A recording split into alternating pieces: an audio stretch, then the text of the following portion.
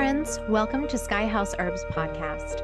I'm Ashley Ellenvoss, a clinical herbalist, and in this space, I share my knowledge and experience with plant medicine to help you on your own journey of healing and transformation. Join me in exploring the ancient wisdom of plant spirit medicine and how it can be used to heal the body, mind, and spirit. We'll talk to experts in the field and share stories from people who've been transformed by powerful plant allies. New episodes are released each Monday, so please subscribe. And now, let's explore this mystical world of plant medicine together.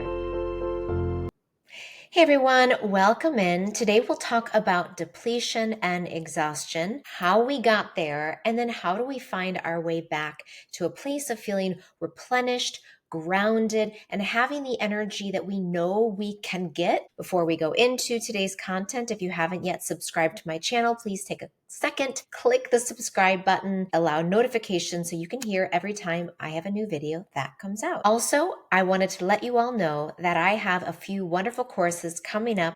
Go to my website, Sky House Herbs, click on events, and you'll see a number of workshops that I'm offering live in person in the Twin Cities metro area. I will include a link in the description below where you can find more details about these events coming up. Also, if you are a practicing herbalist or somebody who's been studying herbs for a while and you want to go deeper into your understanding of how to apply and use herbs with other people, my year 2 herbal certification course is now open for enrollment. You can learn more at skyhouseherbs.com. I will also include a link below where you can learn all about the year 2 course. All right, let's talk about exhaustion. What is it? Why do we all seem to have it? Where does it come from? I think the first thing that causes a lot of us to become exhausted is what I kind of call, in air quotes, busy culture. We're all somehow, no matter how far out on the grid we live, there is this overall urgency to get things done, to be productive, to be active. And even if that is like to be a community leader or to volunteer your time, there's this overwhelming push culturally for us to do more and to make us feel as though whatever we are doing isn't enough. This is dangerous. This is dangerous for us as beings who need rest and need downtime and need unstructured, spacious moments in our lives. It's also extremely dangerous for our children. We live in a culture where we have overscheduled our children, and this isn't new. This is something we've been doing for many generations now, but it's become especially overwhelming in the last 30 years. This includes signing up for kids for camps and social clubs and sports and activities and all of these things that we think is going to make our kids' lives better. And I'm not saying that they might not. There are certainly children who really love a certain sport and they should be allowed and encouraged to play that sport. But when we're filling a child's schedule with just busy things to keep them occupied or to give them more skills, we're robbing them from free, creative, spacious time in which they can start to develop their own inner world and their own ability to find quiet spaces for introflexion and processing. We're actually doing a disservice to these children. For us mothers who are doing this to our children, we are also doing this to ourselves, and fathers included. We're running around, driving our kids here and there. Every day of the week, there's some activity on the schedule. This is really not the way our nervous system wants to be. It totally makes sense that we as a culture are exhausted from running around and not getting enough open downtime to just reflect on the things that we've already done. The second reason I think we've become so depleted as a culture is because of our nutrition, and not just the quality of foods we're eating and not just the quantity of foods, but it's also the way in which we eat. This is something that I have spent a lot of time paying attention to, not only in my body, observing my family, looking at society in general, working with clients on this, but there is this tendency that we have as a culture to value thinness, but also to neglect actual nutrition and nourishment. So what we end up doing is we end up grabbing calorie dense but nutritious nutrition empty foods and we eat them on the go. So we grab a fast food or something from the convenience store. We're trying to fuel our bodies to get to the next thing. But what we're doing is we're actually feeding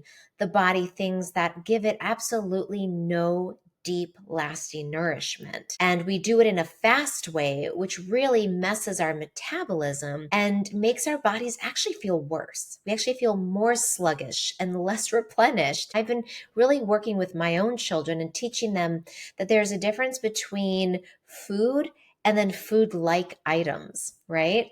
There is food, which is the things that grow from nature. These are things that grow from trees. They grow from the earth. When they come off the shelf, they are going to degrade naturally over time. And these are the things that we find in the grocery store all around the edges, not in the middle. It's in the produce section, the meat and poultry and fish section, and the baked goods. All of these are things that will degrade over time because it's food. And, nutrition and vitamins and minerals degrade over time. That's totally normal and part of the way that this whole life cycle works. When we buy foods that are in the middle of the grocery store that have a shelf life of, let's say, 3 to 4 years, those foods tend to have much lower nutrient density. Therefore, those foods typically don't make us feel good. They don't give us energy and they don't satisfy what we're really looking for, which is vital nutrients. Now, I get it. I'm also a mom and I do have children who have activities. I still sometimes find myself having to go from A to B. It's right during lunchtime. So what do you do if you're traveling and it happens to be at a time where normally you'd be sitting down and making yourself a meal? Well, you can just grab some fruit or something that is, again, coming from a natural source. So bananas are a great quick snack, apples, peaches, berries, things like that. Stick them in a glass Tupperware and bring them in the car with you. And that's a quick, easy snack that you can have that won't fill you with empty calories. I also think that we have fallen out of love of cooking. There are some foods that just are so good for us. They are foods that have saved my nervous system. These are soups and stews with vegetables and protein and high quality grains. I just made myself a chicken noodle soup yesterday. I made a big batch so that my family can eat it for the next few days. It's filled with seasonal vegetables and things that are going to give our bodies lasting satisfaction and fulfillment and nutrition. Other foods that are really grounding and nourishing are stir-frying vegetables. And again, taking whatever is local and available and if possible organic and putting those into a skillet with a little olive oil. And I love a lot of garlic and onion.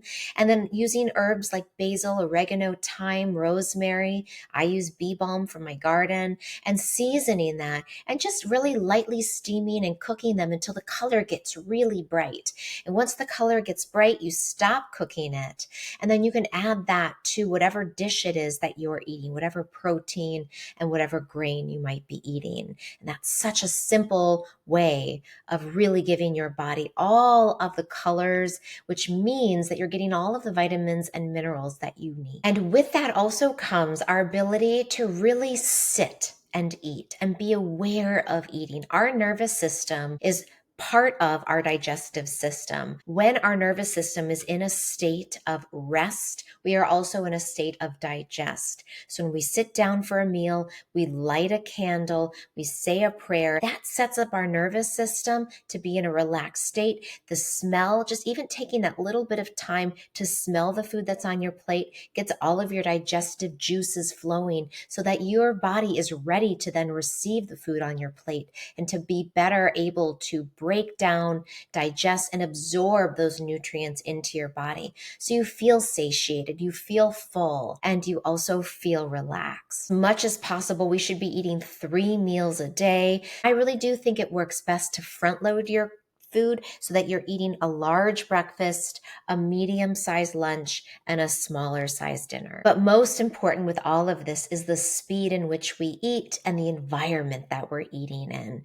So take extra care to just create an environment that's going to allow your whole body, mind, and digestive system to be in a receptive state. The third thing I really think is responsible for why we are so exhausted and depleted is we've actually kind of forgotten the art of relaxation. Like, how do we actually rest? How do we create unstructured time? And I know that seems kind of like an oxymoron, like, well, if you create it, then it's not unstructured. But sometimes we have to make that step and schedule in a block of 2 to 3 hours where we say, I am not putting anything in this time. And whatever happens to be, will be.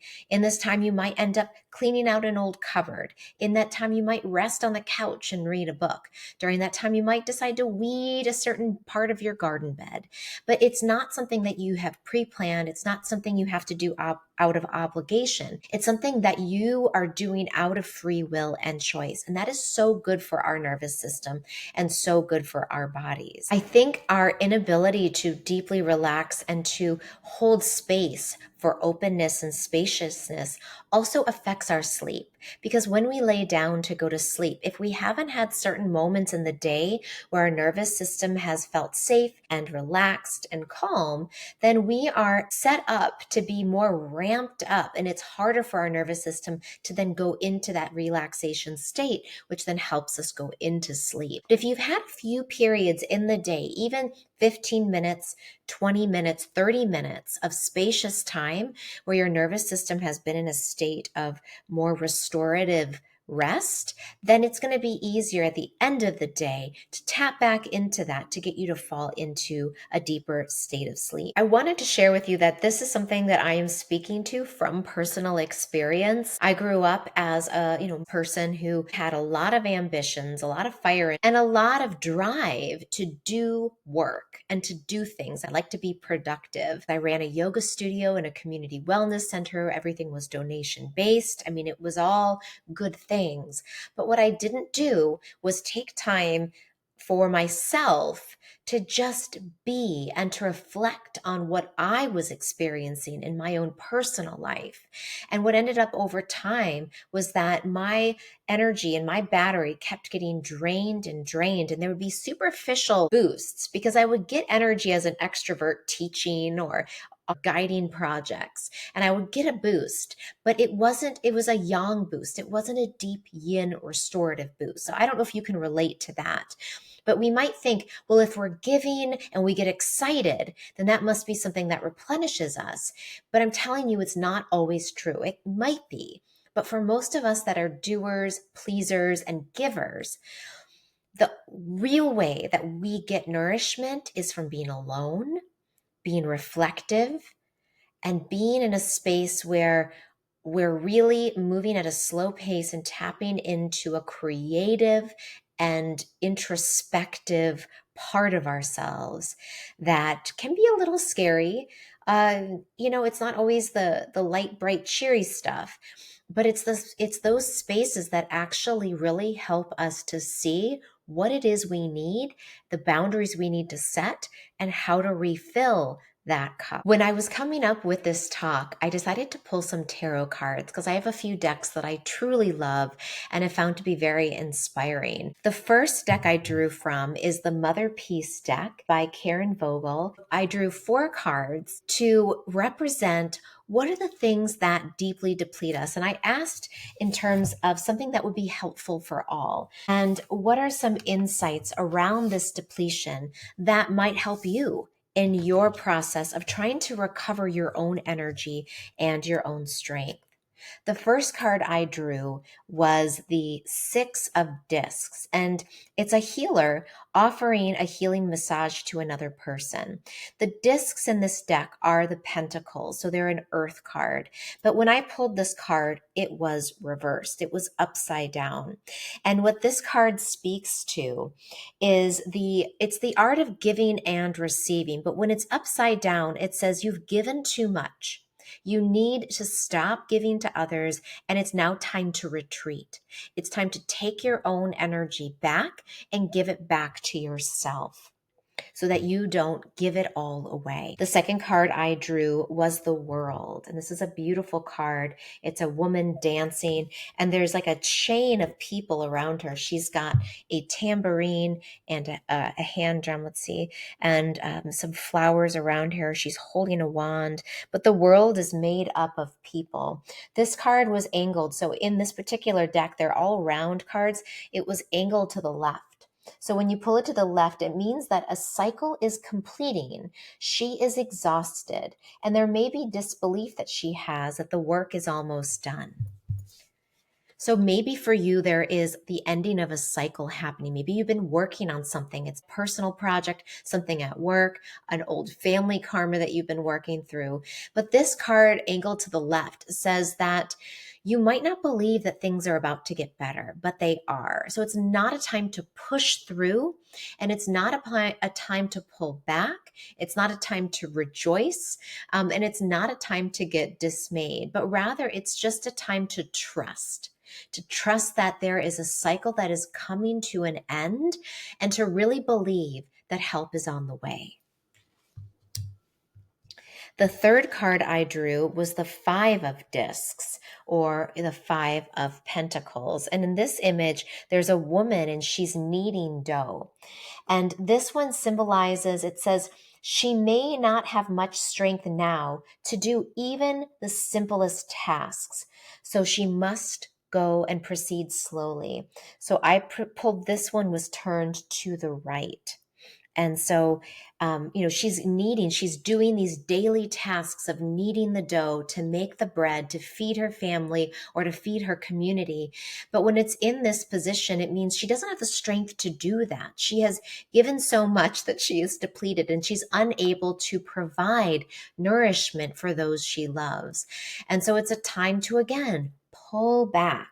I think the key word here is to slow down. And I think we can reclaim a lot of our depleted energy by slowing the pace down and even canceling things on your schedule. If you feel like, gosh, I have these 5 things on my schedule and I cannot move at a slow pace through them, then what is the one thing you can take off your plate that will give you spaciousness so you can slow down? And then the last card I drew was the Seven of Cups. And this is a woman.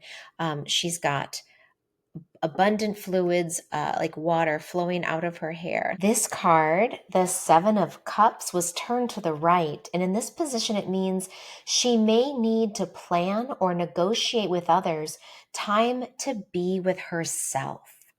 So in the upright position, she has enough energy to flow to fill everyone's cups. But when it is turned to the right, the position that I drew it in, it means she needs to talk with other people to make a plan so she can be alone, so she can fill her own cups up, because otherwise her cups are going to continue to spill out and she won't have the opportunity to hold her own energy. So she needs to be with herself, and she needs to talk with others and negotiate this among others. How does she get time for herself? And I was thinking, gosh, this is such a great one because, if you're in a marriage or in a partnership, if you have kids, even if you don't have kids, sometimes we can feel like, well, I don't, it's selfish to take time for myself. I can't leave my husband at home or my partner at home, or I don't want to leave and abandon my kids to take time for myself. But the truth is that your kids and your husband or your partner, they're going to continue to not get the best of you. And even though they might not love the idea of you taking time for yourself, in the end, it will serve them and it will serve you. So take that time. Really tell them, I'm feeling so depleted. I just need a weekend to go away with some girlfriends. I really need an hour tonight to read. What is it that would replenish you? And how do you negotiate with others? They might say, you know what, you can't go to Spain for a retreat, but why don't you take a camping weekend with a girlfriend? Or maybe you can take an hour to just go and sit and reflect. So negotiation might be part of it, but you're never going to refill if you're always giving and you're never asking for the help that you actually need. So those are the 4 cards. Again, this is from the Mother Peace Tarot deck. Strongly recommend this. Then I picked 3 herb cards from the Herbal Tarot deck by Leslie and Michael Tierra. The first card I pulled was the herb Marshmallow. Marshmallow is the Queen of Pentacles, and this is the woman who gives and gives. She is the caretaker, she is the nurturer, she is the mother, she is the earth goddess. Pentacles is often related with the element of earth. And I don't know if you noticed, but so many, actually all 3 of the plant cards are in the Pentacles suit. So there's a strong emphasis in this spread on earth and resourcing, regenerating, and not just the emotions, but the body. And so marshmallow is one of my favorite herbs for deeply feeding the yin in the body. It is cooling, moistening, mucilaginous. It's healing to inflamed and dried out tissues. There is really no better herb I can think of for restoring depletion. If you tend to run really moist and have very boggy tissues, this one might be a little too moist and you might want to consider one of the others. But I think overall, this is probably the herb that if you are watching this video, I think you probably could use. I'm going to recommend you go to my Herb of the Month playlist and you watch how to make an overnight marshmallow infusion. That is really the best way to work with marshmallow root. You can also use the leaves and flowers and make a tea out of them. But this card is really telling us it's time to mother ourselves. It's time to feed, to nurture, to moisten, to call nutrients and to call water back into our bodies. The second card I drew, again, another Pentacles, another referral to the element of earth, is wild yam. In this card, the 10 of Pentacles, the wild yam is this beautiful viney plant that is growing up. We can see the 10 of Pentacles as representing a time of abundance. This card says there is abundance, there is fruitfulness, there are opportunities that are coming. So just be patient and wait. This is also, I think, something that the World card was saying, is that there is an end of a cycle that is happening. So there is a cycle that is closing, but trust that there is also a new cycle beginning and new opportunities will come your way. Wild yam is a wonderful anti-spasmodic herb. It helps with cramping. It helps with tension in the body, menstrual cramping, back pain, spasms, and we're holding tension anywhere in our body. This can be a wonderful herb for helping to soften that tension. You could take this as a tincture or you could add it and make it as a tea. The last card I pulled was rhubarb. And this was really interesting because I just started taking rhubarb about a month ago. My own AKA holding on to everything and won't let anything go pattern. Rhubarb has been so helpful for letting me relax my digestive system so that I can start to release things. Because the truth is we can't move on if we don't let things go. And this is the card of letting things go. So let me show you what it looks like. This is the 7 of Pentacles, another earth card. And this person is sitting and looking at what they have grown, what has come from the soil. But this card says that we have to till the soil to make room for new growth. This means that we have to assess what needs to be cleared, released in order to make room for that feeling of replenishment, of newness, feeling restored. Now, rhubarb as a strong laxative is something that I recommend taking powdered in low doses, and you could take it mixed with some other herbs, which is typically how it's done. Maybe find a formula out there that's already pre-blended for you that has rhubarb in it that can help you with relaxation and digestive flow. If you're anyone who struggles with constipation, difficulty moving your bowels, then try to find this herb in a blend. But I wouldn't recommend using it on its own because it can be strong. And so it works really nicely when blended with other herbs that help to balance it. This can be Chinese herb formulas and also Western herbal formulas. Let's look at all 3 of these pentacle cards together. The mother sitting, watching, and caring for everything that she loves It's time for her to care for herself. Wild Yam says that there are new things on the horizon. There are opportunities to come, but we have to be relaxed and ready for them. And Rhubarb says, don't forget that you're going to need to let go of some old things to clear space for what is new. You might need to clear your schedule. You may need to let go of extra commitments and activities so that you can sit and ponder and reflect on what has already been sown, what is already growing, what is almost ready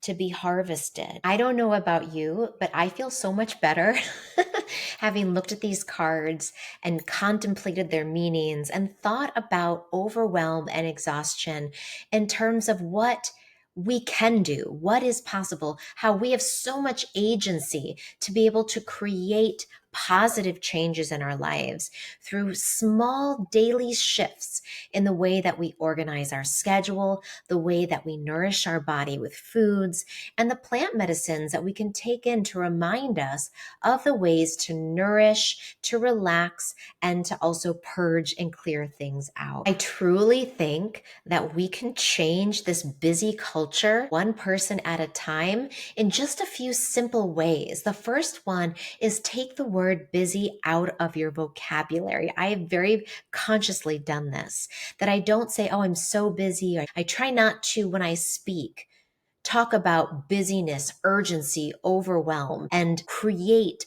more chaos in my environment than is necessary. Now, of course, with my close and nearest and dearest, I might tell them I'm feeling a little bit overwhelmed and chaotic today, and that is healthy and good. But when you're out in the world, try to tap into what is calm, what is steady, and what is peaceful, and try to maintain that awareness. And that will actually help you make the decisions you need to in each day and in each moment to simplify and to slow down. I know it might not feel like peace and calm and replenishment is possible, but I promise it is. I would love to hear your comments. I would love to hear what you do to fill your own cup.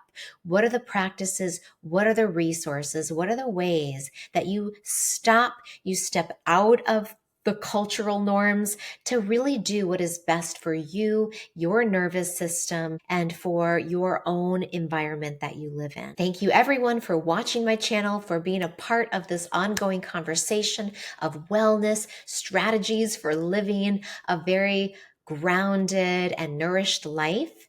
And I look forward to seeing you all in my next episode. Bye.